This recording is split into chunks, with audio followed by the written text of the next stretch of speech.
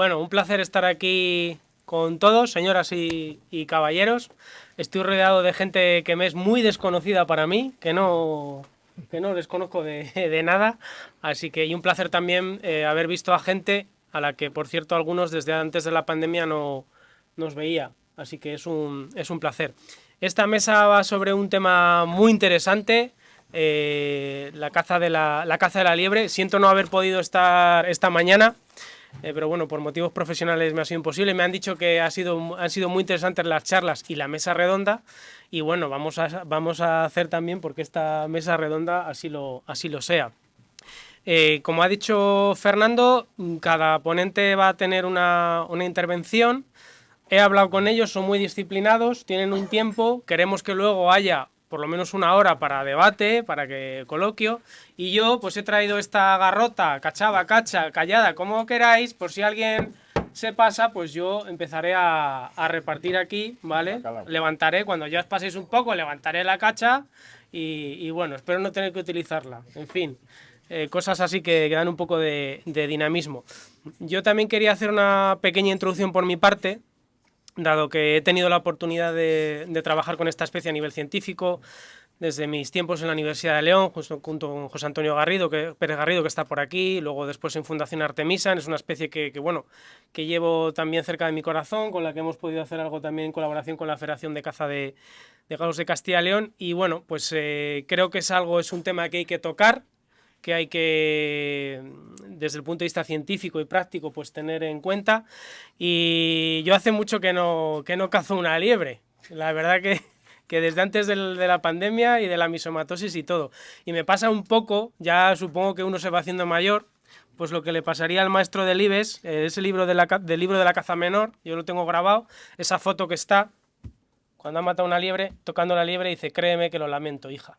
Pues yo, la verdad que hace tiempo que ya me pasa eso, pero bueno, algún día espero volver a cazar alguna. Me parece un tema muy interesante y estoy seguro que los ponentes van a hacerlo súper interesante, y luego con vuestros comentarios todavía más, ¿vale? Tenemos aquí una terna espectacular y no nos vamos a demorar más. Vamos a empezar con Luis Ángel Vegas, buen amigo, presidente de la Federación de Galgos de caza de galgos. ¿Cómo es? ¿Caza de galgos? Federación Española de Galgos. De galgos, eso es, española de galgos, buen amigo. Así que cuando quieras, Luis Ángel. Muchas gracias, Carlos. Yo voy a hablar de la liebre, pero sobre todo de las necesidades cinegéticas que tiene una federación. Y en este caso, perdón, vamos a centrarnos en la Federación de Castilla y León. Traía algo más, pero Óscar, que quizás sea el alma mater en cuanto a, federativamente hablando, en cuanto a estudios de liebre, sé que tiene una ponencia un poquito más extensa del tiempo, y para que no te den con la garrota en la cabeza, voy a tratar de ser breve y de dejarte algún minuto para ti. Voy a hablar, decía, de las necesidades cinegéticas de una federación, y después hablaré un poquito brevemente sobre cercones, que creo que es no el futuro, sino el presente de esta especie. Bueno, pues como todos sabéis, en julio del 2018, en Córdoba aparece una liebre con los ojos hinchados y con síntomas muy parecidos a la mixo de conejo. Por aquí está Nacho, que nadie se lo quería creer en la universidad, y al final se confirma pues esa fatídica noticia de que efectivamente ha habido un salto genético de mixo de conejo a liebre. La federación pues se ve en la necesidad de, bueno, pues de hacer un seguimiento, un conteo, para conocer las poblaciones de los acotados en los que celebramos las competiciones. No sé, ¿no pasa?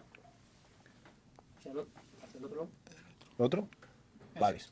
Venga. Ahí. ¿Cuáles son los objetivos del proyecto? Por registrar todos los días de competición la densidad de liebres vivas que se avistan en los acotados, independientemente de que se corrieran o no. Registrar el número de personas que ejercen los batidores, lo que todos conocemos como la gente que compone la mano en cada una de las jornadas cinegéticas. Registrar el tiempo diario, el tiempo que estábamos en el campo batiendo el terreno. Por supuesto, contabilizar el número de hectáreas que batíamos durante la jornada de caza. Y como decía antes, registrar el número de liebres corridas en cada fase para poder sacar el provincial hacia adelante. Registramos también el número de carreras válidas. Como sabéis, en competición las carreras válidas son todas aquellas que superan los 55 segundos y las nulas las que no llegan a este tiempo. También queríamos registrar el tiempo de cada carrera para obtener la media de todas ellas. Y con todo ello, elaborar un informe con los resultados obtenidos para tener datos fiables sobre el estudio. Se realizó a través de un grupo de trabajo muy similar a lo que después hablará Óscar. Nosotros lo centralizamos en nuestros técnicos, en nuestros cargos técnicos, en concreto en la figura del director de carreras, que era quien llevaba la anotación de todo, ¿no?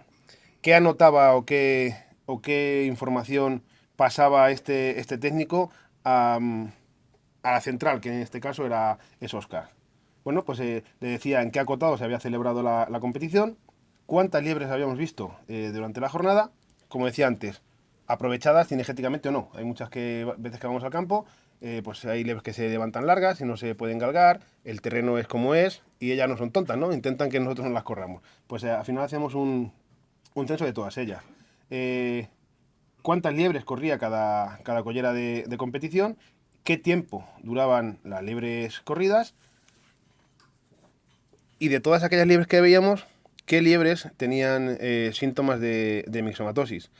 Por supuesto, las hectáreas batidas durante la jornada de caza, las personas en la mano, como decía antes, y el tiempo que estábamos cazando. Todo ello, como acabo de decir, se lo remitíamos a Óscar, que era quien monitorizaba e informatizaba todos los datos que le pasamos al final de la jornada. Vamos a hablar ya de números. Os estoy hablando de la temporada 19-20, justo la anterior a la pandemia. Y os hablo de esta y no de las siguientes, porque el formato de competición al que los galgueros estamos acostumbrados es precisamente este, donde la competición se desarrollaba a dos puntos, al mejor de tres, digamos. Que ahora después hablaremos un poco de números, que desde ese momento, desde la aparición de la mixomatosis, la federación tuvo que tomar una decisión poco agradable en lo deportivo, que fue reducir la competición a la mitad, y en la actualidad competimos a un solo punto. Bueno, se tomaron muestras durante 18 días de competición. La media de liebres vistas por coto, ahí lo tenéis, el 1, el 2, 3 de noviembre, 9 de noviembre, la media fue de 12,37 liebres por acotado. La media de personas que batían la mano era de 22,38. La media de tiempo que se estaba en el campo ejerciendo presión cinegética era de 4,13. Las hectáreas cazadas por acotado en torno a 132,32. Y las liebres vistas por 100 hectáreas sumaban un número de 18,92. Las muestras que se cogían, como podéis ver, el día 1 de noviembre se recogieron en 4 campos de carreras, el 2 en 4 campos de carreras, y explico por qué. Luego iremos descendiendo en campos de carrera porque las fases se van acortando. Los primeros días hay muchísimas colleras que disputar y la competición se divide en muchos campos. A medida vamos eliminando galgos, vamos avanzando en fases y ya nos plantamos en semifinal o final. Evidentemente, la final se corre en un único corredero. Entonces decía, ¿no?, que se tomaron muestras por acotados por día de 2,72. Si lo dividimos por jornadas, por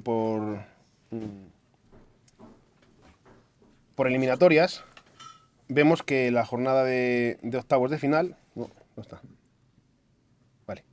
La fase de octavos. Las liebres corridas fueron 134, de las cuales 41 fueron nulas, lo que hace más o menos un 30%.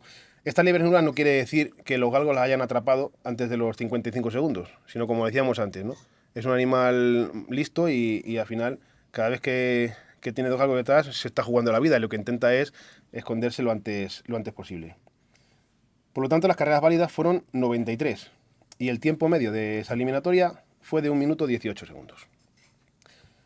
Las liebres corridas en octavos de final fueron 103, de las cuales 17 fueron nulas. Ya veis que a medida que va avanzando también la competición, las liebres suelen tener mucha más calidad y tenemos menos liebres nulas. De las cuales 87 fueron válidas, con un tiempo medio por fase de 1,35. En la fase de cuartos se corrieron 42 liebres, de las cuales solamente 7 fueron nulas, 35 válidas, con un tiempo medio de la fase de 1,25. Las semifinales solo necesitamos 24 liebres, de las cuales 8 fueron nulas, 16 válidas, con un tiempo medio de 1,14. Y en la final necesitamos 10 liebres para disputarla, solamente una nula y 9 válidas, por supuesto. Y el tiempo medio, fijaros, es de 1,54.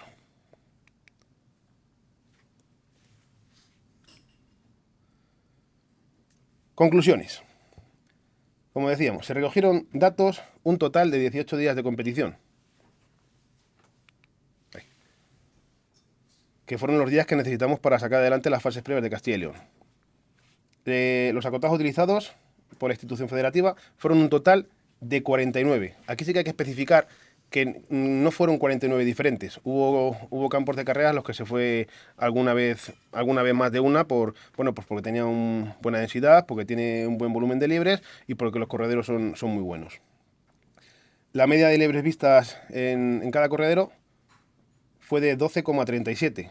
La media de personas que ejercía presión cinegética que formaba la mano era de 22,38 y la media de tiempo cazando eran 4,13 minutos. Las hectáreas medias por día y coto de 132,32 y la media densidad de liebres 18,92. Se corrieron un total de 134 liebres en la fase de octavos. Bueno, esto ya, como lo he detallado antes con el cuadro, voy a ir avanzando.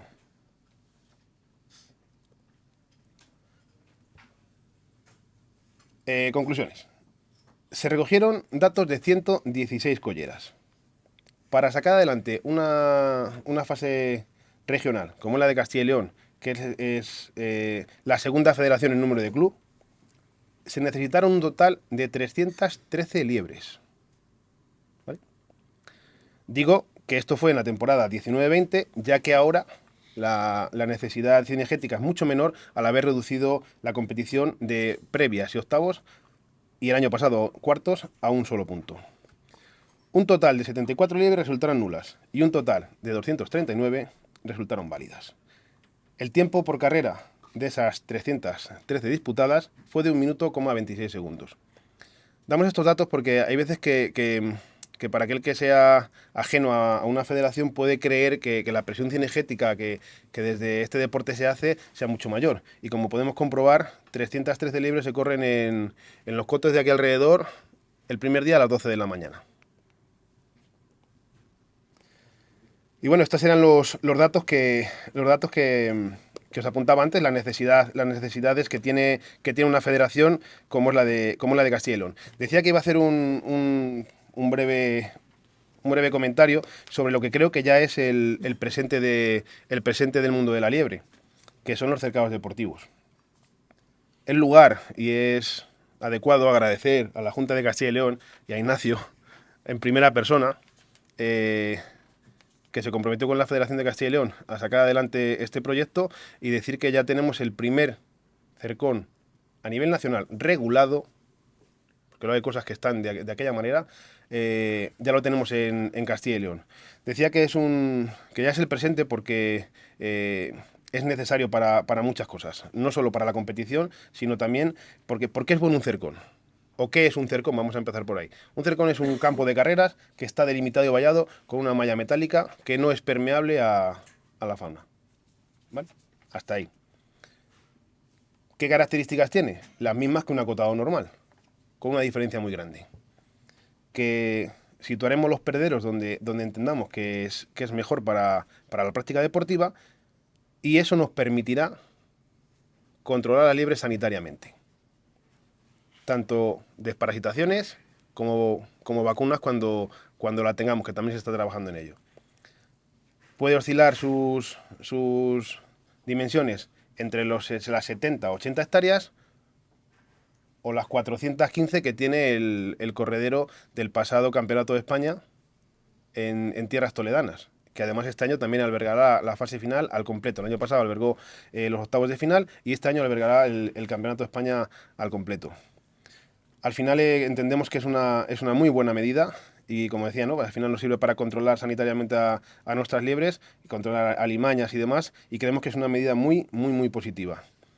Que bueno, que como decía, que se está poniendo en práctica. Vamos a ver este primer proyecto que hay aquí en Castilla y León, a ver qué tal resulta y bueno, pues a ver si con tiempo pues tenemos 4, 5, 6, 7, 8 espacios deportivos para la Federación de Castilla y León y bueno, pues poder desarrollar ahí nuestra competición. Buenas tardes a todos.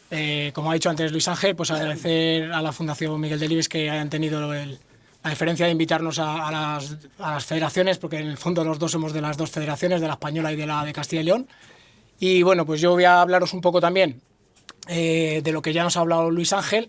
Voy a intentar hacerlo un poco de la forma más global, no especificando tanto en cosas más concretas, aunque sí que ofreceré bastantes datos sobre el trabajo que llevamos haciendo en Castilla y León desde la temporada 2019-2020, la que Luis Ángel ha presentado una parte, y todo lo que hemos desarrollado a partir de ese grupo de trabajo que se creó a raíz de la entrada de la misomatosis en nuestra comunidad.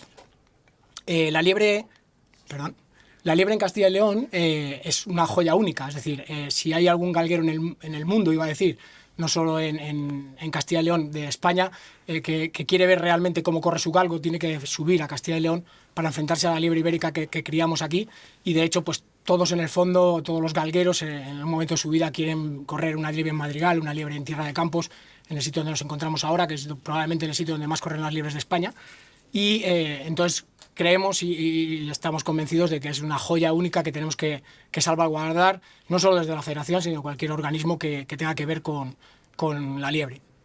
El galgo y la liebre, como todo el mundo sabe, han tenido una vida juntos. Prácticamente para nuestra federación es nuestro medio de subsistencia, porque el 99,9% de nuestros federados, de los más de 13.000 federados, se dedican a la práctica de la liebre en campo. Tenemos muy pocas modalidades, o sea, muy poca gente que se dedique solo a la modalidad de trapo o de recta, como se conoce vulgarmente.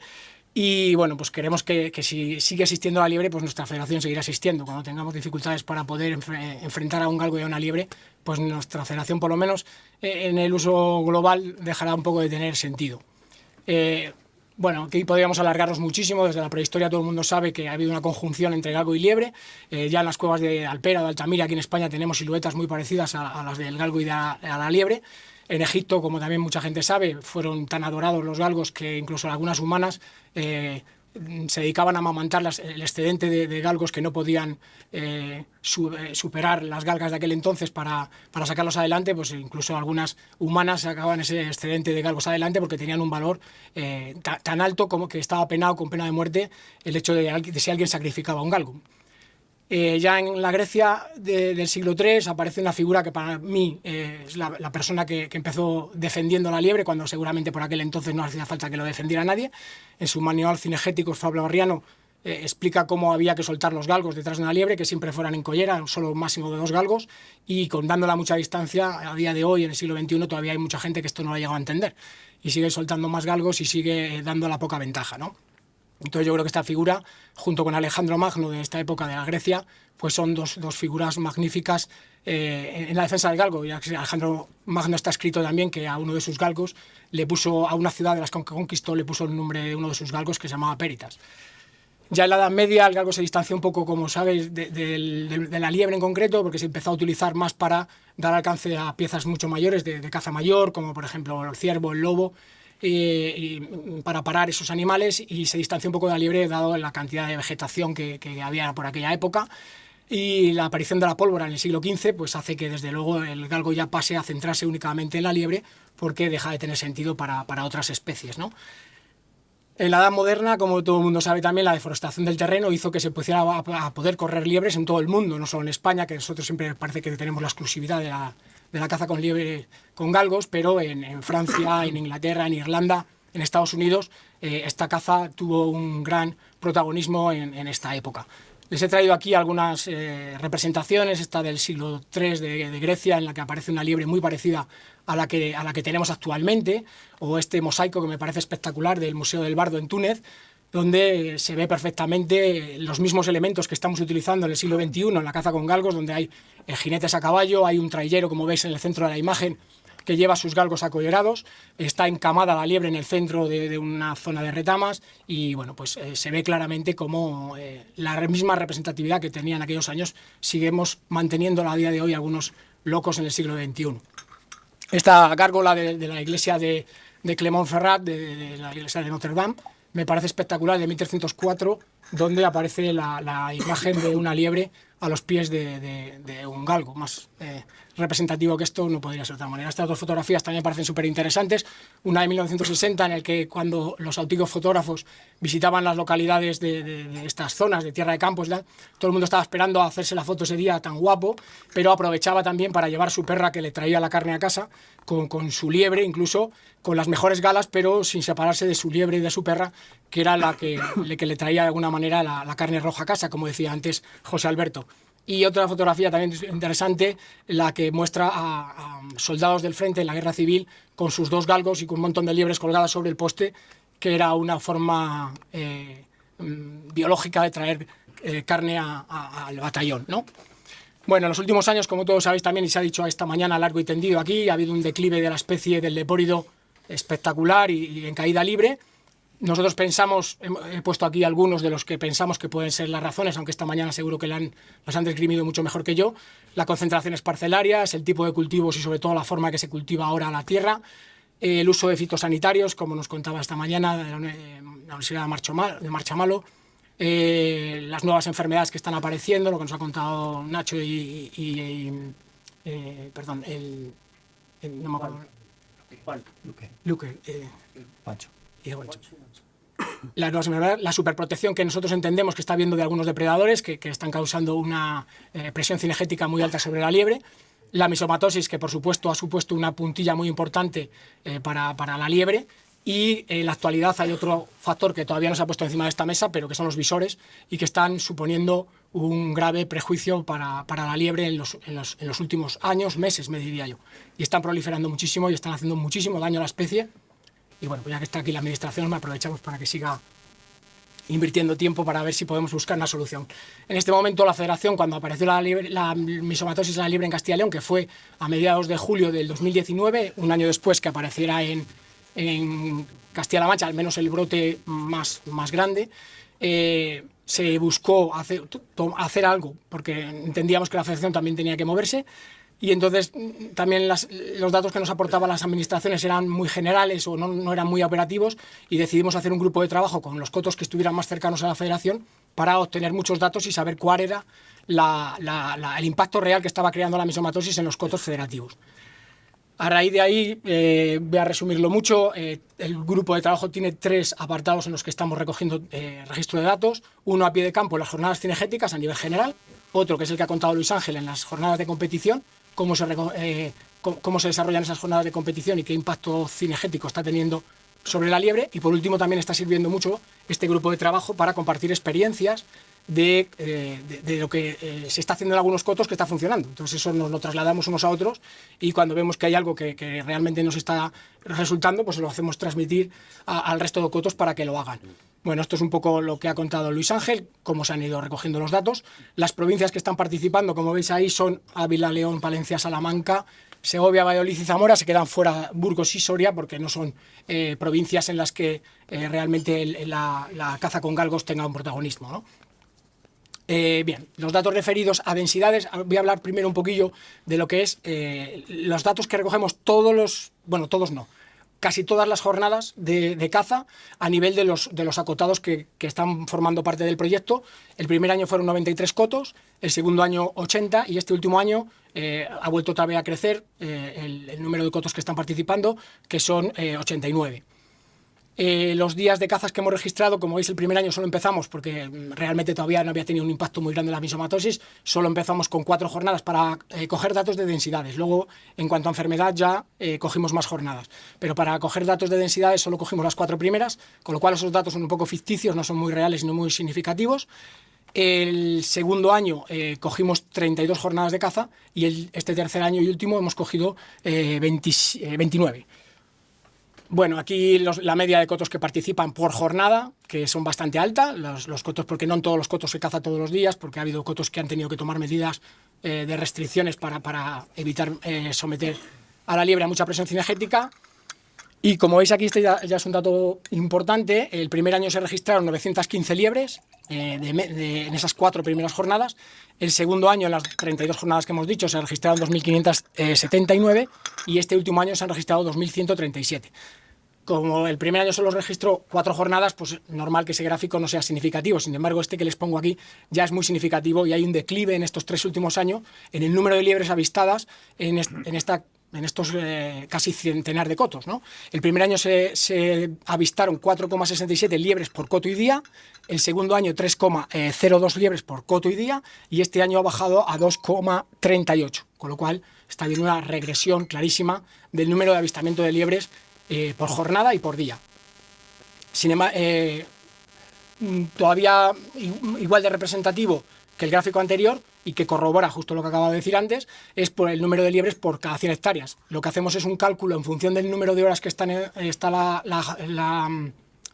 la cuadrilla en mano y en función del tiempo que están, se calcula el número de hectáreas que han cazado. Eso se hace una regla de 3 para pasarlo a las 100 hectáreas.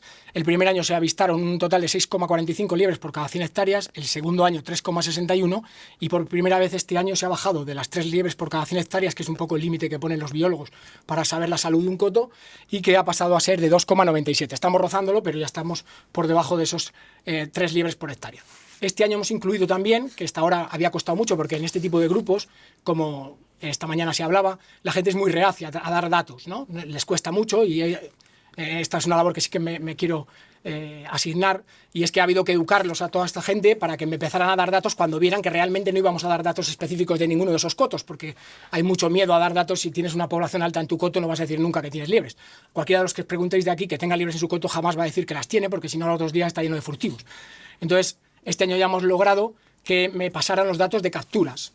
Todos los días, además de las liebres que se veían, las liebres que se corrían, etcétera, etcétera, me pasaban las capturas que se realizaban. Y bueno, en total de las 2.137 que hemos visto que se vieron, solo se capturaron 310 liebres en toda la temporada en estos 89 cotos. Aquí sí que tenemos un gráfico que me parece bastante interesante, y es que son las liebres que se han capturado por jornada. Como veis, hay días de una mortandad muy alta, una zona de capturas muy altas, y otros días muy baja. Yo no soy científico, intento apuntar cada día qué tipo de día hacía, si hacía lluvia, si había niebla, pero claro, también hay zonas muy dispares de Castilla y León, que a lo mejor en el norte de Ávila hay un sol grandísimo y en el norte de Palencia había una niebla de la leche, entonces tampoco es muy significativo. Lo que sí que les puedo decir es que no he encontrado ninguna razón por la que ha habido unas altas mortandades en unos días y tan bajas en otros. No sabría explicarles por qué. Quizás pues, en el futuro Artemisan estaría encantado, como está haciendo con nosotros, en colaborar para tratar esto. Solo en la temporada 21-22, que es cuando hemos cogido capturas, podemos decir que se han capturado este año de media 9,64 liebres por coto. Fijaros qué poquísima presión cinegética somete la caza con galgos a un acotado.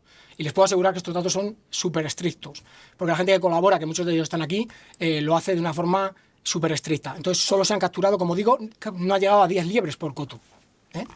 Cuando, como veis aquí ahora en las conclusiones, se han corrido de media 66 liebres por coto, con lo cual podemos decir que la presión cinegética que somete la caza con galgos en los cotos de Castilla y León, probablemente en Andalucía, en Castilla-La Mancha sería mucho más alta, solo es de un 14,57% de las liebres que se corren se capturan, lo cual pues puedo decir que lo que decíamos, siempre hemos dicho toda la vida, la tonta, la minusválida y poco más, es las liebres que cazan nuestros galgos. La liebre de Castilla y León es muy fuerte. Luego veremos que esto cambia mucho cuando es realmente la competición la que va a esos mismos acotados. Vamos con la competición, el tema de las capturas cambia, y lo vamos a ver ahora gracias a los datos que hemos recogido este año. Ahí veis, ahora vamos a comentar rápidamente, porque no me quiero que me den con la garrota, las liebres vistas, porque además de recoger los datos en cuanto a densidades, también aprovechamos, dada que la inserción de la misomatosis a mitad de julio del 2019, a recoger datos sobre la misomatosis. Como veis ahí, el primer año se recogieron 148 liebres vivas que tenían síntomas de padecer la misomatosis. El segundo año, el año pasado, se recogieron 64 y este año solo ha habido 6 ejemplares se han identificado vivas con síntomas de padecer la enfermedad. Es decir, hemos pasado de 143 a 66 a 6. Por tanto, esto es un dato positivo, yo creo, que al menos durante toda la temporada cinegética el número de liebres vivas con misomatosis ha ido bajando, ¿no? También todos los días, en las jornadas, como hemos visto antes, apuntábamos los cadáveres que se veían de liebres. Ya esto ya no se identificaba si era por misomatosis o tal, simplemente cada vez que se veía un cadáver se le conteaba. Y veis también la gráfica, que me parece muy interesante. El primer año se contabilizaron 227 cadáveres, el segundo año 249, y fijaros, este año solo se han identificado 11 cadáveres de liebre. Esto yo creo que es muy, muy significativo, pese a que este año les he insistido yo mucho en que, porque me estaba llamando la atención que no se veían cadáveres de liebre.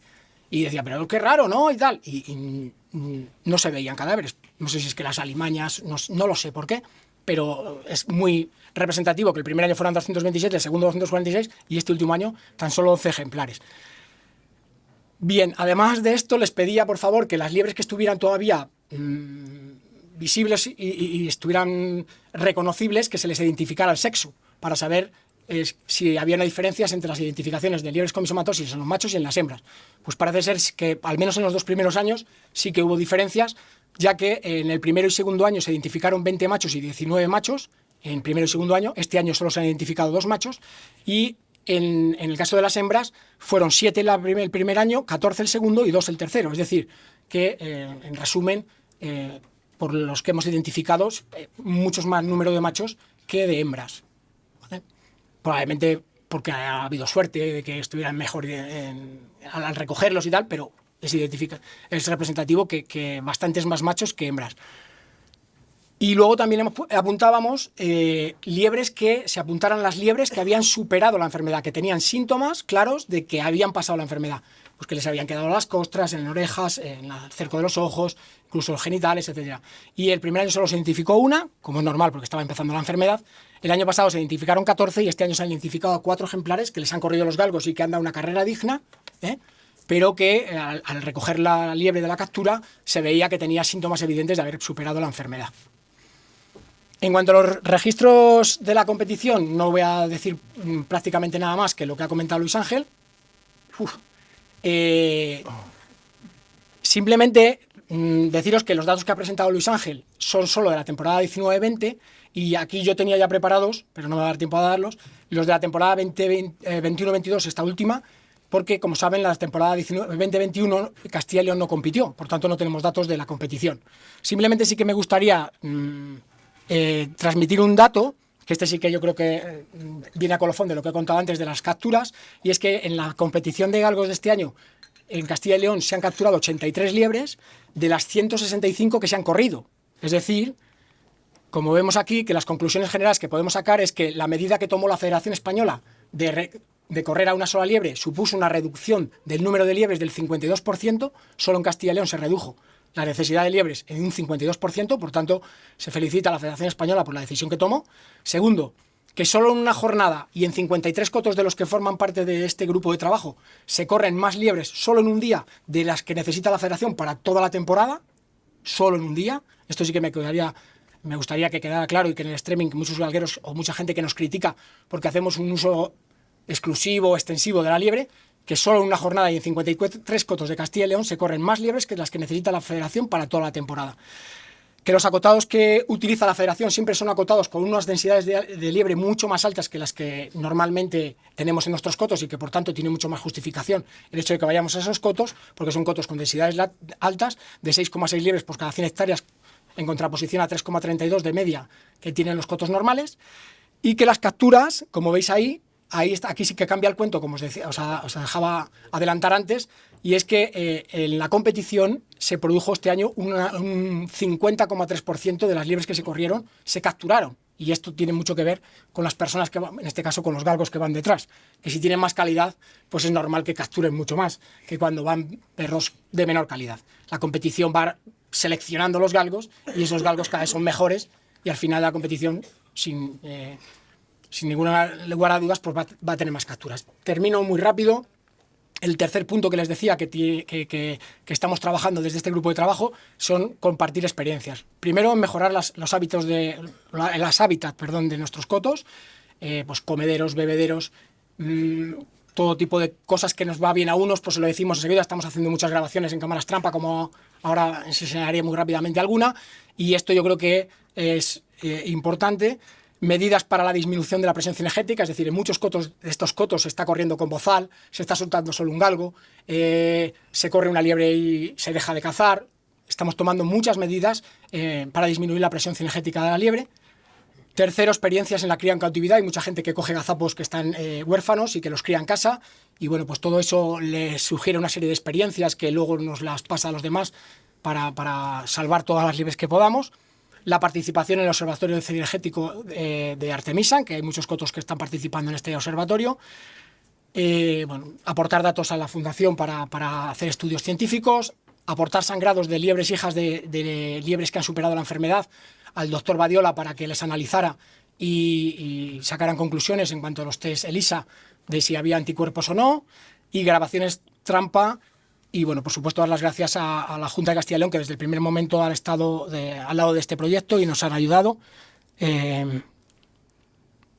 Bueno, ahí podéis ver una grabación del año pasado en un comedero. Esto está hecho en un coto de Zamora, de los que participa, en el que se ve pues comiendo manzanas. Lo tiene muy bien preparado. Ese tubo que se ve al fondo es un tubo de avena, que es avena tratada para los parásitos. Tiene a la izquierda alfalfa. Bueno, el siguiente vídeo sí que me parece todavía más interesante, lo hago muy rápidamente.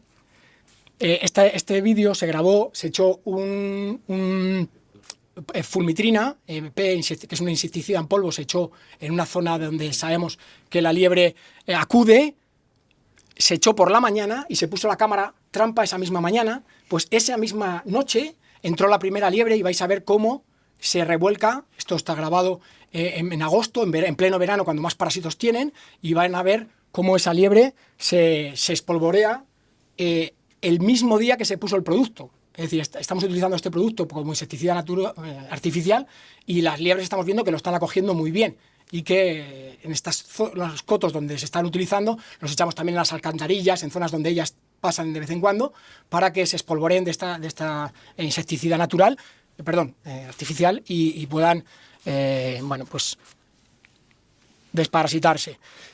Aquí tienen también un comedero muy representativo de este último. Hace menos de un mes se grabó este vídeo en el que ya hay 3 ejemplares de liebre ibérica comiendo manzanas frescas en pleno agosto, alfalfa, y estamos viendo también que entran muy bien a la sal. Les gusta mucho chupar la sal, en cotos, sobre todo en zonas donde esta sal es escasa, ¿no?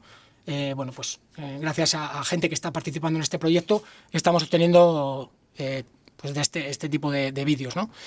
Y para terminar, esto a lo mejor algunos lo habéis visto por internet. Estuvo un vídeo que grabamos a una liebre pariendo sus lebratos, una liebre que había pasado la misomatosis, que estaba ciega después de haber pasado la misomatosis, que la había curado la persona que la recogió, o que se había curado en su casa, pues quedó preñada de un macho que también había pasado la misomatosis. Esos 2 lebratos que parió la liebre, como ahora veréis rápidamente, se sangraron. Aquí veis cómo el propietario de la liebre intenta que los lebratos mamen de esa liebre, que, como veis, la cara tiene síntomas claros de haber superado la enfermedad. Y bueno, como no tenía leche, porque quedó sin leche después de curarse, pues les tuvo que amamantar a biberón y tal. Y estos lebratos, que es a lo que iba, han sido los que han servido para sangrarse, para saber en los test ELISA si tenían anticuerpos o no. Se sangraron, yo creo que demasiado tarde, porque cuando se hicieron estos test, por lo que nos dijo el doctor Badiola, no tenían muchos anticuerpos, pero porque se habían sangrado demasiado tarde. Probablemente si se hubiera hecho en el primer mes, como dijo antes Nacho, si hubieran tenido más anticuerpos. Y nada más, siento haberme pasado un poco, muchísimas gracias.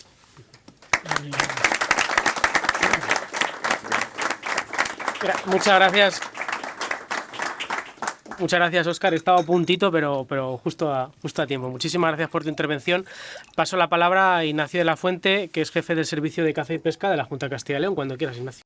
En primer lugar, agradecer a la Fundación Miguel Delibes el invitarnos a participar a la Junta de Castilla y León, a la Consejería de Medio Ambiente, Vivienda y Ordenación del Territorio, en estas jornadas de caza y conservación especializadas, o en esta edición centradas en la liebre. Desde la Junta de Castilla y León y en la consejería en la que yo trabajo, pues bueno, tenemos un papel o un reto bastante difícil en el sentido de que tenemos que arbitrar o ser jueces de caza y conservación. Caza y conservación que en esta sociedad urbana, esta sociedad en la que cada vez hay más desapego al medio rural y a las tradiciones ancestrales, pues muchas veces se ve condicionada por las políticas públicas y sobre todo por la necesidad de trasladar al Poder Legislativo normas regulatorias que hagan pervivir determinadas actividades como es la caza de la liebre, pero por otro lado también sean garantes del principio y respeto de determinadas normativas emanadas del derecho comunitario de la Unión Europea y que como Estado miembro debemos asumir. Como han dicho los científicos a lo largo de las intervenciones esta mañana, la plasticidad ecológica de la liebre en la península ibérica hace que en la Comunidad de Castilla y León el 92% de los cotos de caza contemplen aprovechamiento cinegético de la liebre. Tengan en cuenta que en Castilla y León hay 5.500 cotos privados de caza. Bueno, pues bien, de esos 5.500 cotos privados de caza, los planes cinegéticos han solicitado aprovechar liebre en casi el 92%. Es decir, podríamos decir que prácticamente en toda Castilla y León se caza liebre. No solo liebre de campiña, sino liebre de piornal o liebre también europea.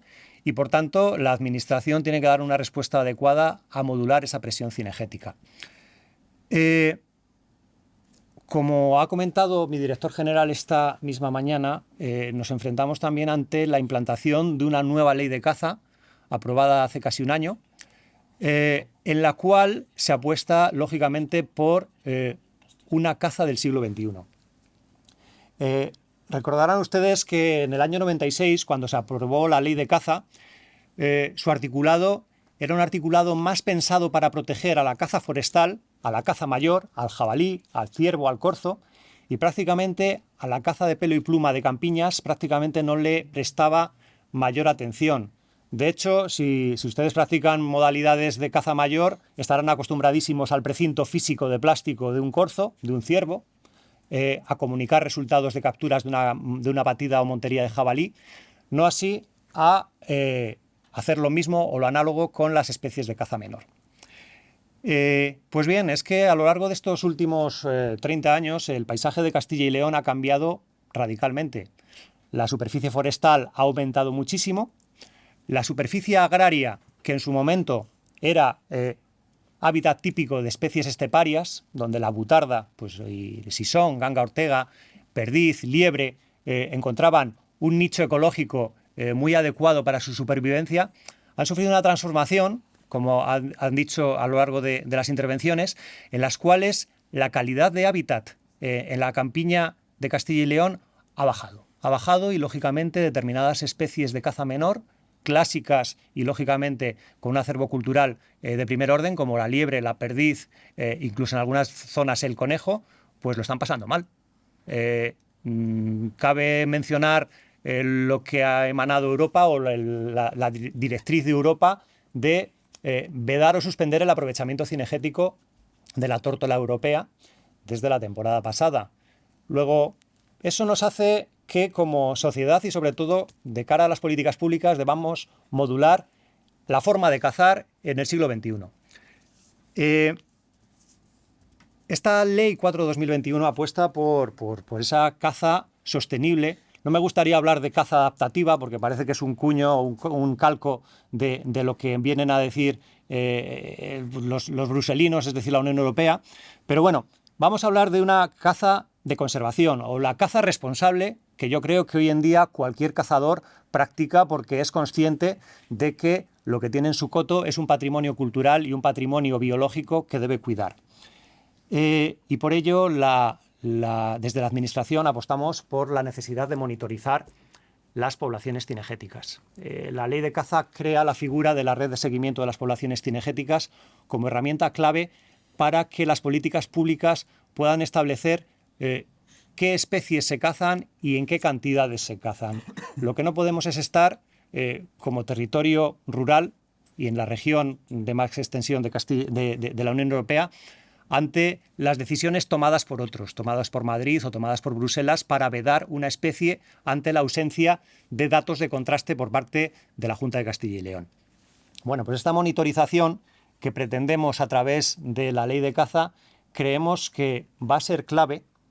Y lógicamente me ha gustado mucho la reflexión que nos han lanzado tanto el profesor Luque como el profesor Bocanegra en cuanto a la necesidad de aportar Big Data a los investigadores, a la ciencia. Es decir, no ya solo saber quiénes cazan y cuánto cazan, sino en qué momento se produce cada captura. Sabemos que va a ser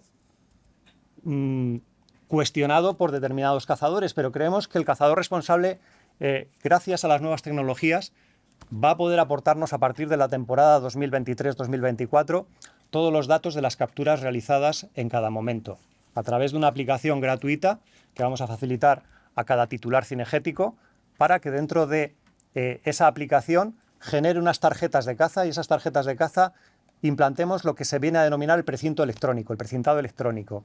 Es decir, en puridad, cada cazador, una vez abatida una pieza de caza, dependiendo de la modalidad de caza que practique, va a registrar a través de un sistema telemático que esa pieza de caza ha sido capturada. Parece ciencia ficción, pero es que es una realidad y seguramente muchas sociedades deportivas la tengan dentro de sus estatutos, que tendrían que hacer unas fichas en papel.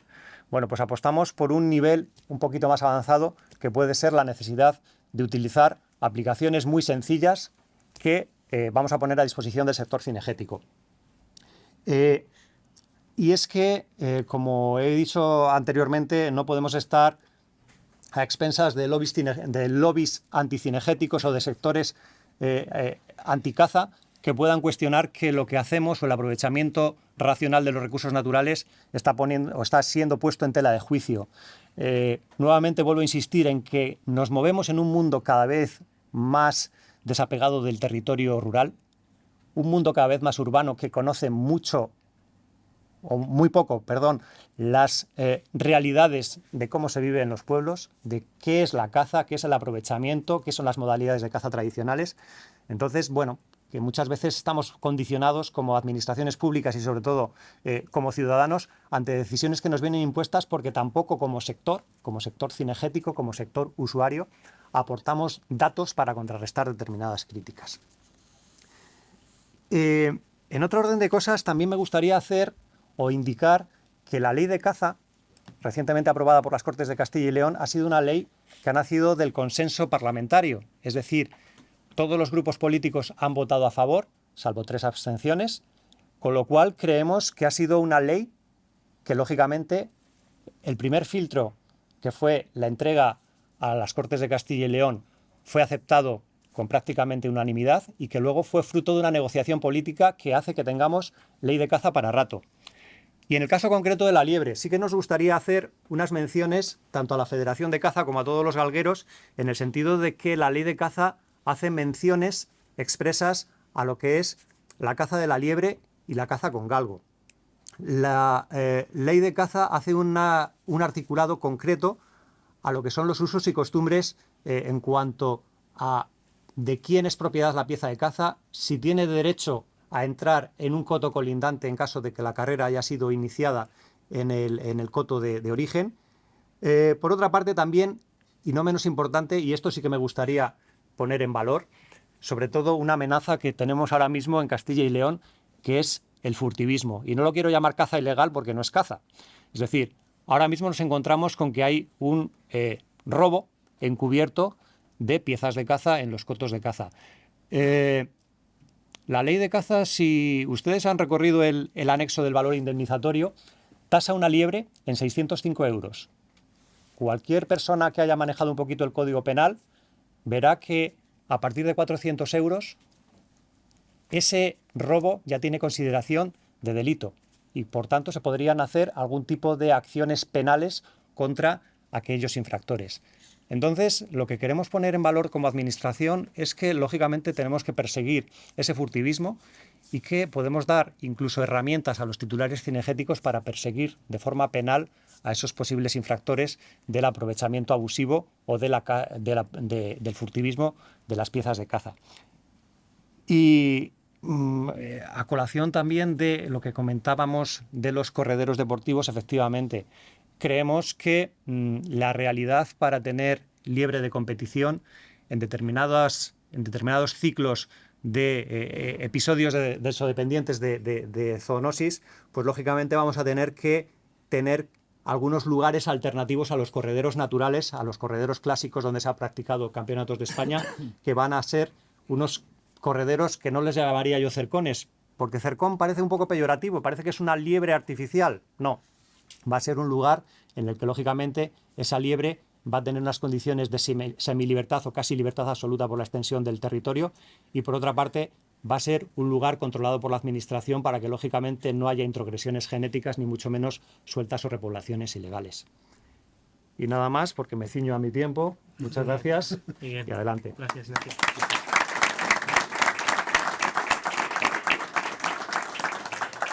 Muy bien, muchas gracias, Ignacio. La verdad que da gusto con vosotros, que estáis cumpliendo el tiempo. Bueno, pues a mi izquierda tengo a dos ponentes que van a actuar conjuntamente, unos auténticos pioneros en este mundo de la liebre. Me acuerdo perfectamente cuando cogí aquel libro, pues bueno, que la tapa no era así muy atractiva, la liebre, tal. Digo, ¿esto de dónde sale? ¿Estos quién son? Y la verdad que fue una motivación muy, muy grande. Ese libro que bueno, yo le tengo en casa bien guardado.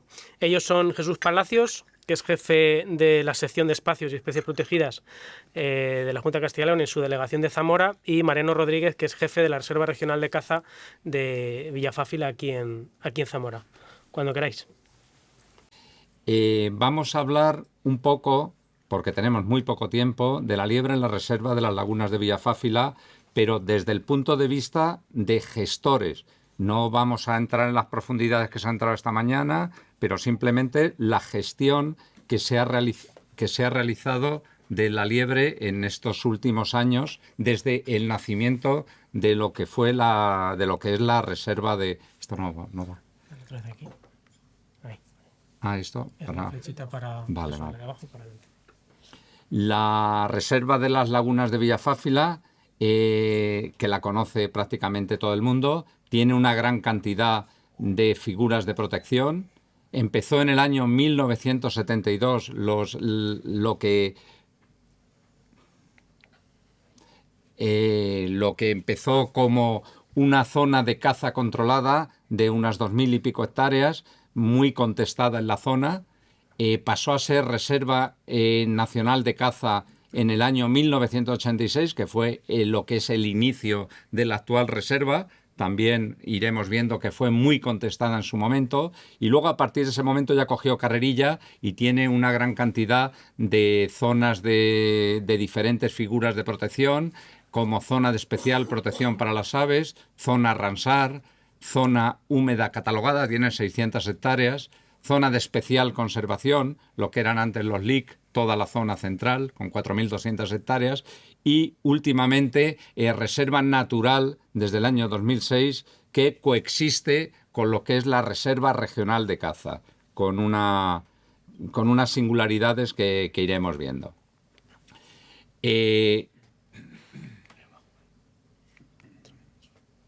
La zona lo que es la reserva tiene dos ecosistemas claramente diferenciados. Es la pseudoestepa cerealista, con la mayor parte de la reserva.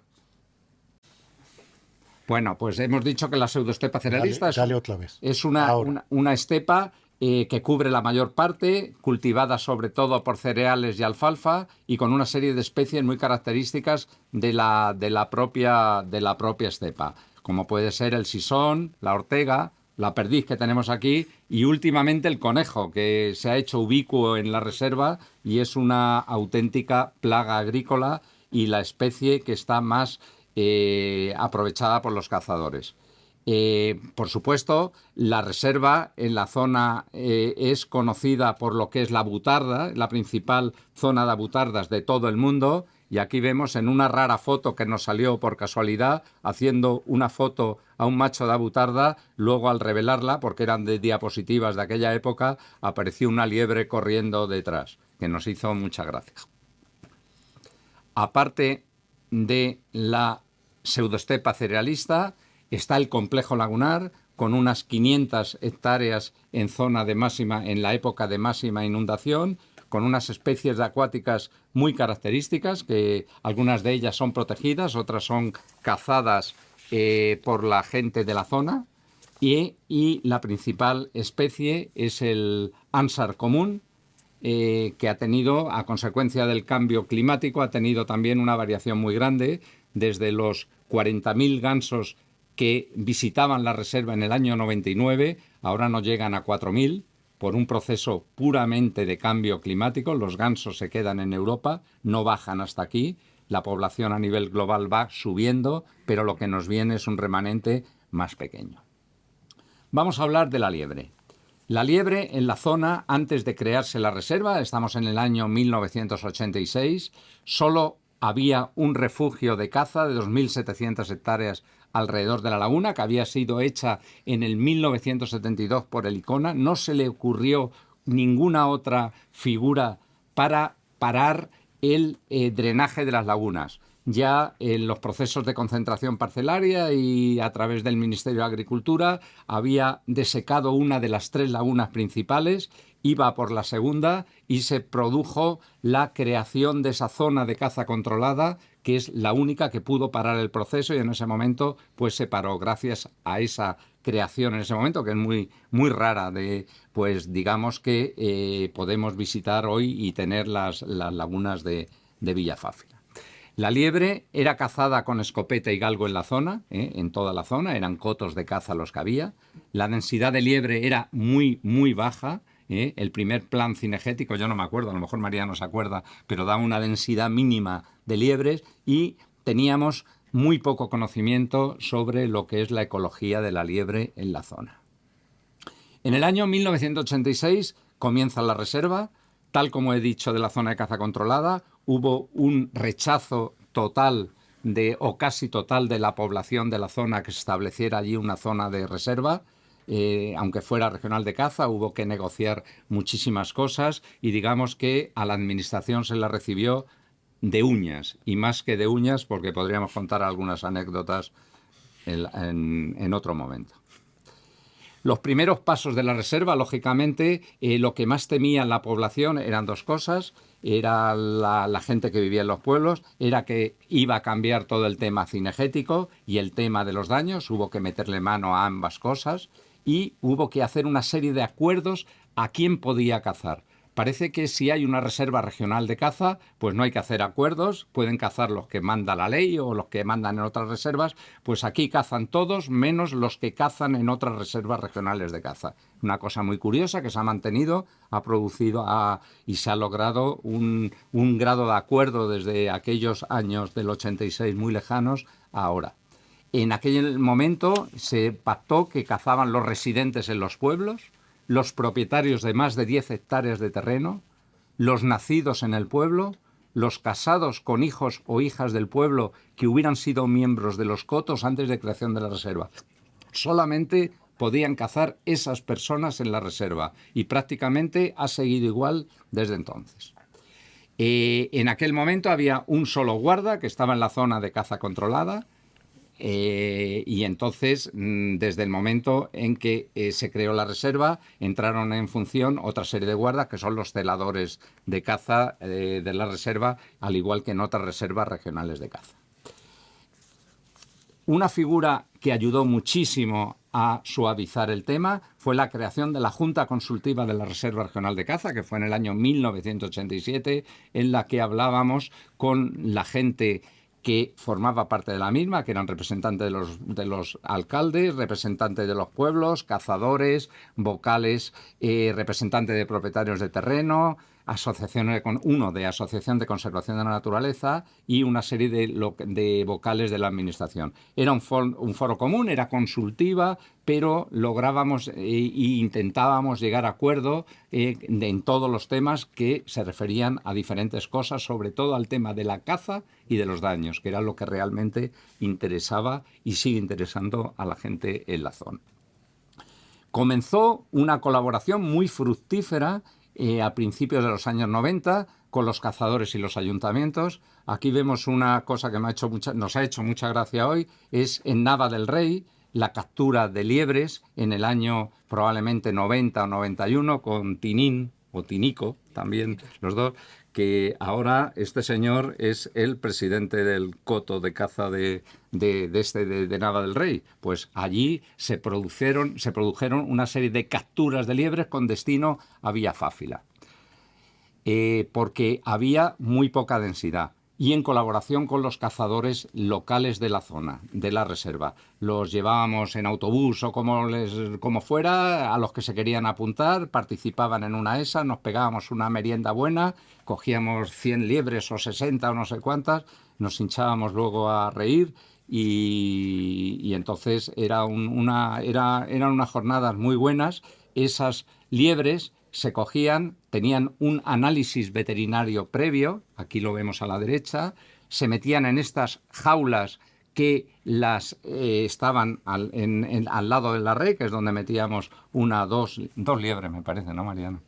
2 liebres en cada una de esas jaulas de madera, y luego cuando llegábamos al día siguiente al amanecer, pues las soltábamos en Villa Fáfila. Esta es una suelta en Villa Fáfila.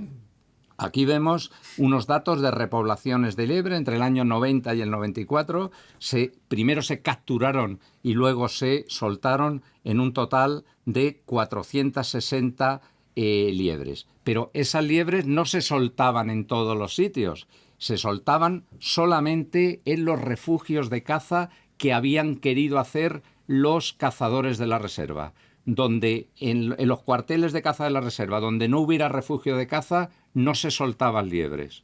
Entonces fue un acicate para que se lograran hacer una serie de refugios de caza en la reserva que sirvieron luego muy bien para que la población cinegética de la liebre y de otras especies fueran adelante. Estaba un poco escaldada la administración, queramos o no, hay una cierta desconfianza inicial y partimos de intentar cambiarle esa situación. Los comienzos fueron difíciles, pero no hay mejor intención que ayudar al que se ayuda. Entonces, nuestro planteamiento cuando decidimos la repoblación, y es una medida, a cualquier coto le dices, te voy a soltar liebres, dices, faltaría más, el primero que te recibo soy yo. Dices, no, vamos a soltar liebres si vosotros nos ayudáis. Y si estáis dispuestos a colaborar y a tomar medidas. Dices, primera, haz un refugio. No voy a soltar liebre para que al día siguiente vayas con el galgo. No, tú haz un refugio que yo te ayudo. Y vienes y me ayudas. La coges. Y ves conmigo que la suelto. Porque así sabemos que ves que le hago el control veterinario. Ves que me preocupo. Ves en qué estado llego y no vas cometiendo bulos por ahí. De si sí o si no. Esto es. Si nos ayudamos a ambas partes, vamos conociéndonos y nos vamos echando una mano. Una de las primeras cosas que descubrimos, había una creencia, yo lo recuerdo perfectamente, de que las liebres que soltábamos se iban a volver al territorio, que había una cierta tendencia a volver, que no eran eficaces, que esas repoblaciones no valían. Nosotros teníamos también unas experiencias anteriores, pues tanto Jesús como yo hemos llevado la caza en la provincia y recordamos cercados de liebres con cocidiosis, con mortalidad, soltando enfermedades, esas repoblaciones con muy poco éxito. Y dices, no, yo estoy repoblando. Primera condición, no voy a traer liebres de fuera de la región, las vamos a traer de aquí y van a ser salvajes.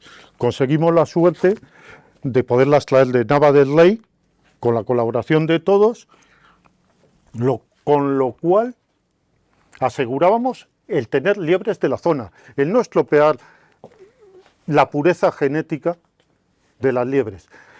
Y el siguiente fue, vamos a ver qué pasa con las liebres. todas las que soltábamos las soltábamos con placas metálicas, pero esas placas metálicas te dan una información relativa.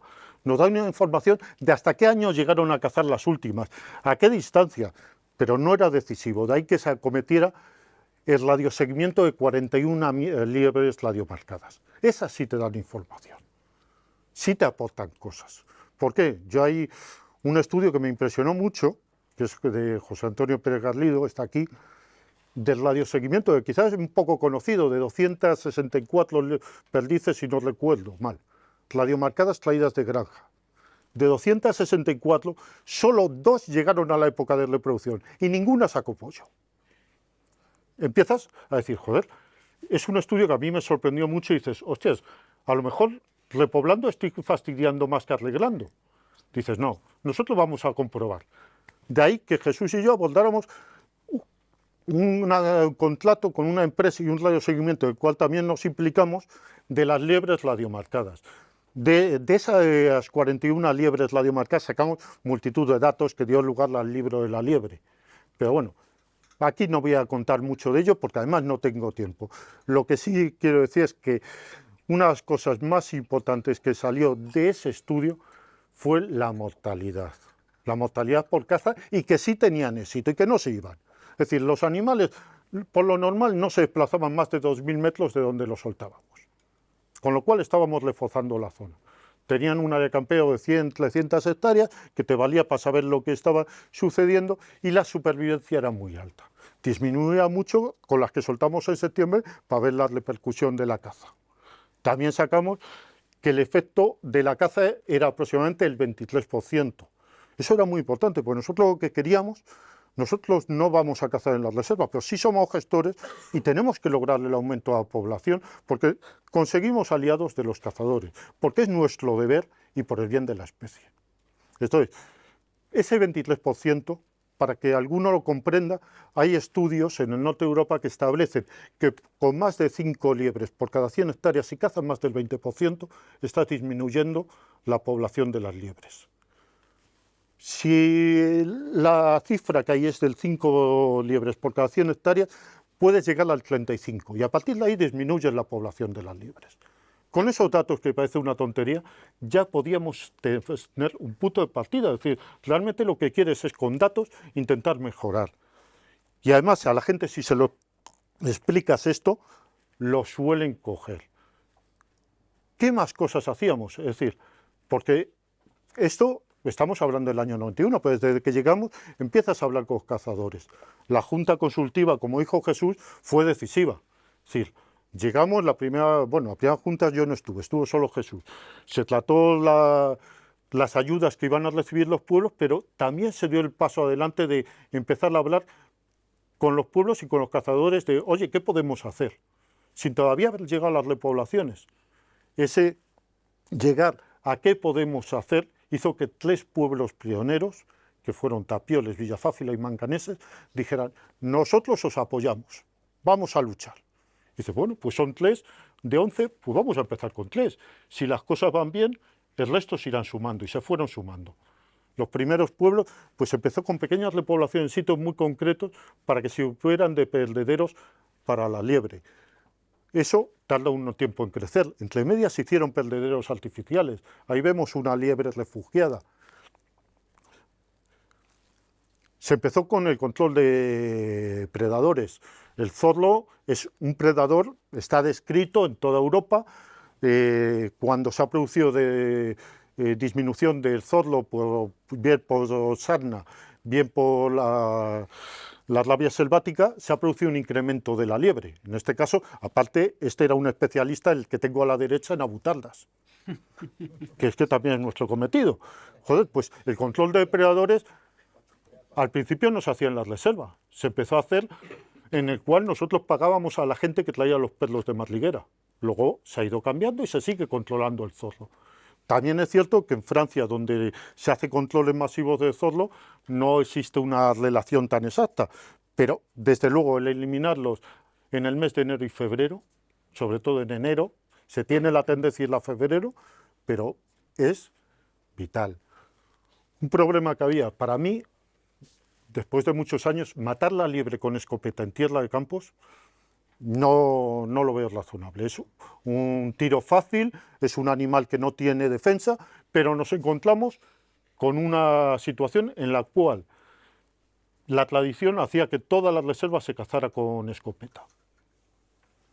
Eso nosotros no lo veíamos lógico, pero tú no puedes llegar como la administración. A veces hay que dejar que la gente se vaya convenciendo poco a poco. Poco a poco, pues empezaron una serie de pueblos de que queremos restringir la libertad al galgo. ¿Vale? ¿Tenéis apoyos? ¿Estáis de acuerdo? Nosotros os apoyamos. Esta fue la situación al principio del 90, ya quedaba en muy pocas zonas. Sí teníamos datos de densidad en la zona donde había escopeta y donde no había escopeta. Donde la liebre era cazada con escopeta y galgo, la densidad muy baja. La zona donde estaba esta, pues variaba entre zonas, pero había una densidad que iba creciendo. Nuestro convencimiento era ese. Al final, en el 2008, pasa a ser totalmente la liebre, por acuerdo de todos, reservada para el galgo, situación que se mantiene actualmente. Es decir, y que, pues bueno, va mostrando la colaboración. ¿Qué nos sucede en el 2007? Pongo topicidas y tularemia. Vinieron unidos, es decir, ahí tuvimos una relación muy estrecha con Luque. En aquella época, pues también ha estado siguiendo al Microtus albalis en la reserva, y la realidad es que fue un año desastroso. Ahí vemos cómo va evolucionando la densidad en la reserva, que eso son siempre una metodología similar y son datos numéricos. Es decir, habíamos partido de una situación nefasta de muy poquito, no llegaba uno y algo de liebres por cada 100 hectáreas y habíamos superado las 10 liebres por hectárea. Llegó este momento. En este momento surgen dos problemas para mí. Una, se suelta un montón de veneno en el campo sin control, y otro, se produce la tularemia. A lo mejor el veneno no fue decisivo, pero desde luego puede suceder de que las dos cosas echaran una mano. Pegamos un bajón espectacular. Una relación de los pueblos y los cazadores espectacular. Se planteó el problema, se llevó a junta consultiva, se decidió reducir el periodo de caza, había que salvarla a la liebre. Algunos pueblos le echaron todo el resto y prohibieron la caza entera de la liebre durante un año. Y el año siguiente se redujo. Eso incrementó la población, luego lo veremos más adelante, y logró que se recuperara de una situación realmente mala. Porque como luego veremos, la misomatosis no ha sido igual. Es decir, fue un momento en el cual puedo decir que trabajamos todos juntos y hay que darle las gracias a los alcaldes, a los cazadores y a todos los que pudimos llegar a ese acuerdo. Ahí vemos una noticia del periódico de cómo la Junta Consultiva decide reducir directamente. Cuando hay una situación crítica hay que tomar medidas. Es muy duro guardar al galgo en el campo y yo tampoco soy partidario de cerrarlo totalmente, pero cuando se dan situaciones hay que reducir la mortalidad. Y una de las reducciones que más fácil es de hacer, aunque parezca mentira, es la del control cinegético y la caza cinegética. ¿Qué se ha hecho aparte de eso? Pues a base de todos estos años, y ha sido, lo que estamos contando es un trabajo de 30 años. Seamos francos, no es un trabajo de día a día. Unas veces dabas un pasito para adelante y otro pasito para atrás. Te parecía que no habías logrado nada, pero al final, con el tiempo lo ibas logrando. Ahora hay cupos de liebre, no se sale a cazar antes de las 9. Hay algún pueblo que ya voluntariamente, además deja las 3, porque directamente dicen, no, vamos a disfrutar. Es mejor salir menos días pero correr que salir más días y no ver liebres. Se ha habilitado zona de entrenamiento de galgos. Dices, joder, pues si eso... Dices, no, preferimos ir por una zona que siempre la hacemos la misma y así estamos todos. Si es que al final te da igual ir por un camino que por otro, joder, pues... ¿Y cuál surge el problema? Pues llega la misomatosis. Después de que ya habíamos recuperado, pues llega la misomatosis, esta situación del 2018. La realidad es que aquí hemos puesto una liebre y un conejo con misomatosis para ver la similitud en estos dos ejemplares. Los dos son de la reserva. Lo que sí es cierto es que cuando ves el mapa de evolución ves que gran parte de ellos coincide con las zonas de población de más conejos. Cuando miras en Europa, ves que el descenso de amisomatosis existe en diversos países que se relaciona la aparición de amisomatosis de conejos con un aumento muy importante de la población de liebres. Existe una interrelación entre las dos. Está descrito en varios episodios que ha habido de mortalidad. ¿Realmente son cepas distintas? Sí, es decir, te lo están diciendo veterinarios. Lo que sí es cierto es que el hecho de que se esté dando en zonas donde hay mucho conejo aparezca primero, probablemente hace que haya que pensar en que hay un vector común, un reservorio, lo que sea, que hace que exista. Nosotros ahora mismo tenemos en la reserva un problema muy grande con el conejo, que probablemente la mayor parte de los que son de tierra de campos les sea así. Similar. Aquí vemos qué pasó con la amisomatosis. Hubo un momento que ya el coste de hacer los censos para DSEA fue altísimo y pasamos a las encuestas de caza de resultados que obtenía nuestra guardería. Entonces vemos con la aparición de amisomatosis del 2020-2021 que se produce una mortandad, pero no llega al nivel de la tularemia. Aún así, se toman medidas y se toman medidas contra los cazadores. Se ha reducido el periodo de caza, en las reservas no se cazan los jueves, se cierra la caza el día 5 de diciembre, se acabó, y luego hay otra cosa que es muy importante, que antes la han comentado y que coincide parte de los datos que tiene la Federación con los que nosotros tenemos. Existe una clara diferencia entre el cazador de galgo y el cazador de escopeta. Nosotros, por suerte, la reserva es muy rica cinegéticamente. Entonces, a los cazadores con escopeta los tenemos contentos porque el 83% de los días que sale se llevan una pieza a su casa. Gracias al conejo, gracias a la paloma, gracias a las acuáticas, entonces están contentos. Los cazadores de escopeta solo el 13% de los días. Pero eso sí, los cazadores de galgo, pero los cazadores de galgo salen más días. Salen un 20% más de días que los cazadores de escopeta. También hay que tenerlo en cuenta. No quería acabar esta intervención sin hablar de un problema creciente, la evolución de la caza. Es decir, la evolución de la caza se ha hablado de nos están demonizando, pero es que esa demonización, esa persecución que está habiendo por ciertos colectivos, sobre todo de ciudad, muy alejados de la realidad, está afectando a todo. Es decir, la evolución de los permisos de caza de reserva es esa. Dices, bueno, lógico, una provincia como esta estamos perdiendo población. Pues normal que vayan disminuyendo. Es decir, si cada vez son más viejos, pues cada vez va a haber menos. No, hay que verlo un poquito más. Esta es la evolución de los cazadores por edades, en relación al porcentaje. Fijémonos que entre 45 y 64 años, 15 de cada 10 personas que hay en los pueblos, en la reserva, esto es todo de la reserva, yo solo hablo de la reserva, no hablo de Castilla y León, son cazadores. Esa cifra se baja al 5% cuando vemos las edades anteriores. El número de cazadores que se está incorporando es muy bajo. Es muy bajo por diversas causas. Yo aquí no puedo menos que reflejar una cosa que siempre ha hecho la Junta Consultiva y que en el próximo Consejo Regional yo pediría que se tomaran medidas, que es que hay que potenciar la caza. Esto es, para potenciarla, todos los que sabemos de aquí, o somos de pueblo, vemos que la mayor parte de los cazadores vienen porque su padre era cazador, su tío era cazador o su abuelo era cazador. Ahora tenemos un problema que me están pidiendo continuamente y es los niños. Yo creo que sé que a veces es difícil legalmente, se debía eximir a los menores de 14 años del examen de caza para poder leer.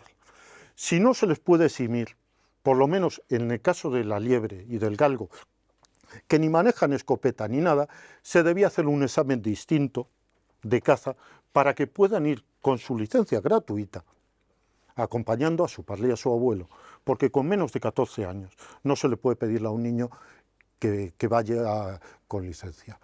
Sé que muchos dicen, bueno, yo llevo a mi hijo, llevo a mi sobrino, va detrás, pero vas jugando con que en cualquier momento alguien te diga, está en mano, y le denuncio. Y sobre todo hay que dar facilidad a esa incorporación. Entonces, yo pediría que se estudiara la posibilidad, he dicho 14, yo lo llevaría a 16, pero bueno, Si me dejáis, llego a los 18. Pero yo pediría otra cosa que piden las reservas desde hace mucho tiempo, es eximir a los mayores de 65 años de que lleven el galgo atado. Es decir, me están amenazando con el palo. Los mayores de 65 les cuesta mucho y no pedimos tanto, pero los mayores de 65 que tengan el galgo a su edad, voy a pasar antes de que me dé Carlos. Otros problemas que quería comentar es el atropello. Este es un estudio que hicimos Jesús y yo sobre el número de atropellos en la liebre. En un estudio de 61 kilómetros detectamos 160 liebres, bueno, detectamos 95, estimamos 160 liebres atropelladas. El objetivo era ver si había puntos negros para poder tomar medidas contra el atropello. En Alemania se habla de 100.000 liebres atropelladas, me parece recordar. Aquí hay unas cifras no cuantificadas, pero sí existía una alta mortalidad. No llegamos a ninguna conclusión, pues la liebre se mueve por donde le da la gana y no tiene puntos muertos. La única interrelación es que julio y agosto, coincidiendo con los meses de más tráfico, eran los de mayor mortalidad, y que las zonas donde más densidad de liebre era donde más morían, cosa que cualquiera hubiera sacado sin necesidad del estudio. Muchas gracias.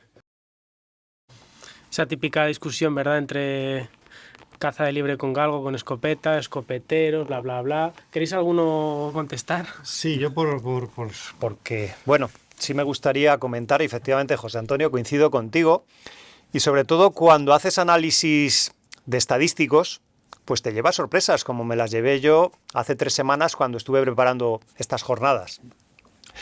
Curiosamente, consultando las memorias de capturas, la provincia de Castilla y León donde más liebre se caza es Soria. Cualquiera se puede echar las manos a la cabeza. Yo fui el primer extrañado. Es decir, te asombran que los estadísticos no coincidan. La provincia de Valladolid me llama enormemente la pequeña cantidad de liebres que se declaran capturadas. Entonces hay algo que no cuadra, o que realmente como administración o como gestores no estamos teniendo en cuenta, o estamos quizás desdeñando determinada parte de la diversidad biológica. Por otro lado, sí que me gustaría trasladar a la comunidad científica que lógicamente la liebre de Castroviejo, la liebre piornal, pese a tener ese estatus cinegético, por suerte para ella, y lógicamente esa singularidad ecológica, de hecho, le viene bien el hecho de que su hábitat prioritario coincide con reservas regionales de caza, con las reservas de caza de León, de Riaño y Mampodre, y con la reserva de Fuentes Carrionas, lugares donde la presión cinegética sobre la liebre, bueno, de hecho es que no está autorizada su caza, con lo cual, quieras o no, le otorgas un marchamo de protección a ese endemismo ibérico. Pero sí, coincido contigo, José Antonio, de que algo se nos escapa como administración y sobre todo que creo que a los gestores cinegéticos y a los titulares de determinados cotos de caza habría que tenerles en cuenta a la hora de tomar decisiones en materia de conservación o de velar por el esfuerzo que están realizando en materia de protección de la especie. Bueno, 2 cuestiones. En primer lugar, evidentemente, lo primero hay que convencer y, lógicamente, explicar, realizar alguna jornada de formación con magistrados de audiencias provinciales en materia del delito de furtivismo que desapareció del Código Penal, pero que, lógicamente, sí que me gustaría que, sobre todo, hay una sentencia dictada por el Tribunal Supremo, por el juez Marchena, que, lógicamente, por el magistrado Marchena, que sí que otorga una condición de delito a la caza de determinadas especies cinegéticas fuera de su periodo de aprovechamiento ordinario, fuera de la orden de vedas. Entonces, sí que es verdad que a la judicatura deberemos tratar de convencerles, y os voy a poner un paralelismo. Esto que estamos hablando con respecto al furtivismo sobre la liebre nos sucedía en la Junta de Castilla y León con los aprovechamientos micológicos en determinados montes de utilidad pública titularizados por entidades locales, que lógicamente, como sabéis, pues muchas veces eran cuadrillas de ciudadanos de Europa del Este, lógicamente sin papeles, sin regularización, que era imposible acudir a la vía administrativa porque lógicamente eran insolventes, pero al final, lógicamente, tras una labor de concienciación a determinados jueces, sobre todo jueces de instrucción, se consiguió que en determinadas provincias, como en León, en Palencia y en Soria, a esas personas se les persiguiera penalmente, incautándoles las furgonetas de transporte de esas setas, de esos hongos, y lógicamente actuando vía penal, que lógicamente sí que es bastante más ejecutivo que la vía administrativa. Hombre, en este sentido, David, la vía administrativa sí que es eficaz. Lógicamente, cuando tú eres insolvente para una sanción administrativa, eso se traslada a los juzgados y, lógicamente, la Agencia Tributaria y la Tesorería General de la Seguridad Social, en el momento en que percibes una nómina o una prestación social o una renta de ciudadanía, te lo va descontando. Es decir, que, lógicamente, sí que hay persecución administrativa para esos infractores. Pero yo sí que me gustaría poner de manifiesto que debemos entre todos explorar la vía penal para esos furtivismos y esos, pues ya sabemos, las personas que lo practican, que lógicamente la sanción administrativa no les va a hacer pupas salvo que les incautes vehículo y les persigas penalmente. Vamos a ver si le parece. Primero voy a hacer yo una pequeña aclaración y luego ya le paso a Ignacio. Lo que hemos reflejado es el año 90-94. En ese momento estaba permitida las repoblaciones de lepóridos. Es decir, le estábamos hablando de hace pues unos poquitos de años. Prefiero no recordar cuántos. Entonces, eso otro momento. Eso, lo primero. Después hubo una serie de enfermedades que motivaron el que para evitar la disminución se prohibiera las repoblaciones. Segundo, yo antes de iniciar una repoblación vería las poblaciones que hay. La repoblación, los reforzamientos de población no debe ser una medida que tomemos a la ligera, es una medida con riesgos. Si hay suficiente población, lo que hay que hacer es conservarla y fomentarla, reduciendo la presión cinegética y bajando esa mortalidad del 23%. Ese es mi consejo. Luego, si se hacen repoblaciones, yo las que vengan de cautividad, miraría bien el éxito reproductor, porque a lo mejor no logran nada de los que provienen de cercados y tienen muchos problemas. Y luego hay una situación que creo que ha cambiado, que eso ya se lo paso a Ignacio Lafuente para que lo comente. Sí, bueno, evidentemente, claro que desde la Administración somos plenamente sensibles y permeables a las actuaciones que los titulares cinegéticos quieran realizar como actuaciones de mejora dentro de sus cotos de caza. Si bien es cierto que estamos jugando con seres vivos que lógicamente, en primer lugar, tenemos que valorar el estado sanitario y el estado genético de las poblaciones de origen. En primer lugar, y reforzando las palabras de Mariano Rodríguez, cuando en un terreno cinegético vemos que la densidad de liebres está bajando, tendremos que preguntarnos por qué está sucediendo eso. ¿Por excesiva presión cinegética? ¿Por calidad de hábitat? Quizás centrémonos en esta segunda cuestión, calidad de hábitat. ¿Qué está pasando, qué está sucediendo en nuestro coto para que a lo largo de los últimos años los perdederos, las camas, el éxito reproductor hayan ido bajando? Quizás tengamos que llegar a contratos de custodia del territorio o actuaciones de mejora de hábitat o mejoras de cultivos para mejorar las condiciones de supervivencia de nuestras liebres nativas. Y solo una vez realizadas esas mejoras sobre el medio, sobre las condiciones de supervivencia de las liebres, planteémonos unos programas de reforzamiento de poblaciones. Lógicamente, y quién mejor que vosotros, que sois los gestores y los usuarios de los cotos, para conocer el hábitat. Pero sí que es verdad que creemos que esas labores deben estar dirigidas por un técnico del ámbito privado, que lógicamente os apoye y se encargue de las tramitaciones administrativas y de buscar que lógicamente las poblaciones de origen de las liebres que se quieran emplear sean genética y sanitariamente compatibles con lo que queremos hacer en nuestro coto. Solo en esos momentos, una vez cumplida esa serie de trámites que a mí me parecen casi de sentido común desde un punto de vista de la gestión cinegética, desde la Administración no habría ningún inconveniente en facilitar esos permisos o esas autorizaciones para repoblación o reforzamientos de poblaciones. Pero también os quiero decir otra cosa. La liebre de cajón en muchas ocasiones no sabemos ni de dónde viene, ni sanitariamente si es apta o no, y sobre todo si va a sobrevivir en un coto en el cual no hemos hecho nada para mejorar su supervivencia. Entonces, planteémonos esa primera pregunta que os hacía al foro. ¿Qué ha pasado en mi coto para que antes había liebres y ahora ya no? Y no es simplemente por una zoonosis o por un episodio densodependiente, sino porque algo está pasando en cuanto a lo que sucede en el hábitat de campiñas. Simplemente eso. Pensemos un poco más allá, cómo a lo largo de los últimos años la agricultura quizás haya sido más invasiva con zonas donde habitualmente encontrábamos mejores encames de liebres. Totalmente de acuerdo, totalmente de acuerdo. Los programas de desarrollo rural y las agendas de desarrollo rural evidentemente tendrían que tener en cuenta esos programas de conservación y de mejora del hábitat agrícola como elemento ya no solo de esteparias estrictamente protegidas, sino también de refugio de otras especies cinegéticas que lógicamente comparten hábitat con sisón, abutarda o ganga ortega. O sea, es eso, evidentemente.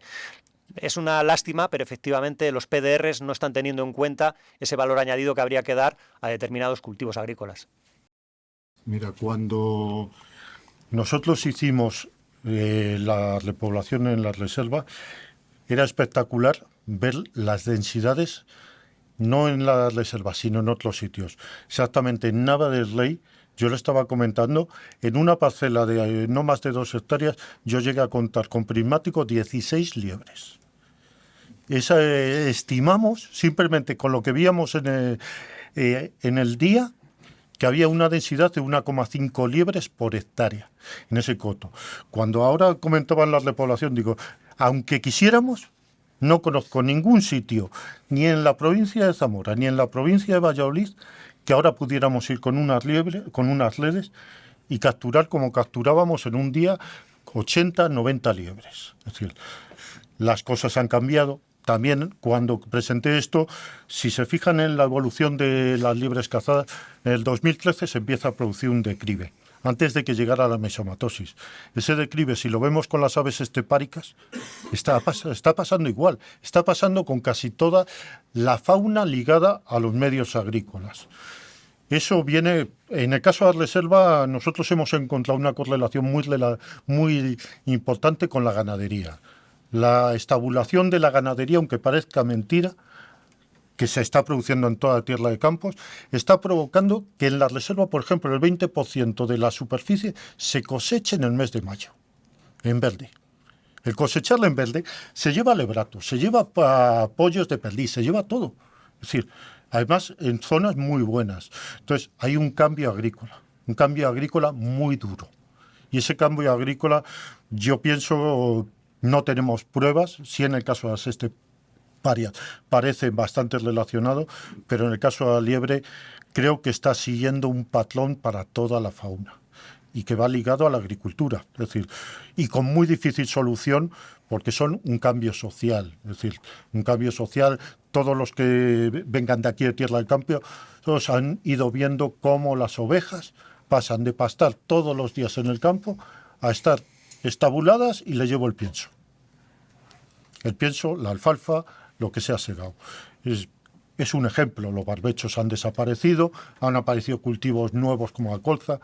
Bueno, ahí no está Antonio, el presidente de la federación, pero yo recuerdo cuando empezamos a hacer los censos, la zona de la Guareña era impresionante de perdices. Era la mejor de la provincia, que Jesús y yo lo llevamos. Ahora la reserva de Villafafia tiene más densidad de perdiz que la Guareña. ¿Cuál es lo que ha aparecido allí? Yo lo que veo es campos de patatas que tratan cada 10, 12 días. Probablemente sea eso. Ahí están los estudios fitosanitarios que empiezan a mostrar algunos índices. Ese cambio agrícola que se está produciendo es muy difícil y, por desgracia, me temo que tiene mucha repercusión. Yo quería dar así unas cifras de densidades de liebres en un proyecto realizado cerca de Medina Río Seco, antes de la llegada de la tularemia, antes del año 97-98, había densidades superiores a 12 liebres por 100 hectáreas. ¿Vale? Y hay registros históricos bastante buenos en Andalucía, en Castilla-La Mancha, de ver más de 20, 30 liebres por 100 hectáreas, incluido también en zonas de olivar, pero estoy hablando ya de estudios de hace 25 o 30 años. Yo sí que coincido que en el caso de la liebre posiblemente esté sucediendo como se ha descrito perfectamente en aves esteparias desde el año 2009-2010, cuando se produce el cambio de políticas agrarias y se produce un bajón impresionante de superficie de barbecho.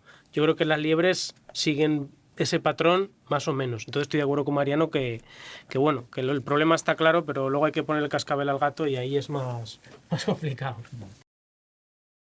Vamos a aclarar varias cosas. Cuando hablamos de aves estepáricas no hablamos exclusivamente de abutaldas. Podemos hablar de alondra, de codorniz, de sisón, de ortega, son muchas especies. Entonces no es solo abutaldas. Cuando yo hablo de cifras, Vega de Villalobos y Villalobos lo conozco bien y también lo censamos. No es cierto el aumento. No, sabemos la cantidad que hay. Hay otro problema con el caso de la butalda, porque además es que en eso sí que trabajamos, y es el número de hembras y el número de machos. Es decir, el número de hembras ha reducido tremendamente, que son las que dicen los que son capaces de reproducirse. El número de machos no es que haya aumentado, es simplemente un porcentaje mayor. Pero bueno, da igual eso. Lo que usted me está planteando, lo malo es que le tengo que dar la razón, pero es que yo trabajo en medio ambiente y yo trabajo en gestión de especies protegidas y demás. La política agraria tiene una serie de componentes en el cual la conservación es una parte, desgraciadamente pequeña, y hay otra serie de partes que son económicas, que son sociales, que son tal, y que la lleva otra consejería. A veces se va de las manos y a veces no se va de las manos porque hay otros intereses. Evidentemente, en las reservas se dedica el mismo barbecho que en Villalobos. ¿Y tiene la misma normativa? Pues son normativas provinciales que ha hecho Agricultura. Yo lo que puedo decir, bueno, que ha aprobado Agricultura y que no, en la cual... No son normativas provinciales, son regionales, perdón. Regionales hechas por provincias o por comarcas. No, por comarcas, pero regionales. Bueno, sí. Ahora, que yo sepa, no tienen competencias en la agricultura. No, estoy hablando de que se llevan por distintos organismos y hay muchos factores, desde sindicales, desde económicos, desde todo tipo. Pero el factor de conservación suele ser un pequeño factor. Entonces, no puedo dar más que decir, es cierto. Es decir, ¿que hay diferencias? Sí. ¿Que son diferencias hechas por conservación? No. Entonces, yo lo único que puedo decir son cifras. Y además llevo una parte que es, aparte de la reserva con Jesús, llevamos las especies protegidas y tengo datos de fuera. Lo único que puedo decir es, el descenso existe. En la butalda es menor que, por ejemplo, el sisón. El sisón prácticamente se ha extinguido. Es decir, entonces, el descenso está claro y, desde luego, no es que me guste la política agraria que se está llevando, pero es la que hay y hay otras personas que intervienen ahí. No sé si Ignacio quiere decir algo. Nada más. Por finalizar, bueno, yo creo que las presentaciones han sido magníficas, os agradezco mucho a todos. Se han planteado aquí una serie de temas que bueno, yo ya sabía que, o barruntaba que iban a salir. Es una pena que ahora que empieza el debate así de verdad tengamos que cerrar, pero bueno, creo que se han tocado temas muy interesantes, siendo la caza lo protagonista. Podemos dar por cerrada esta mesa y continuamos con el evento.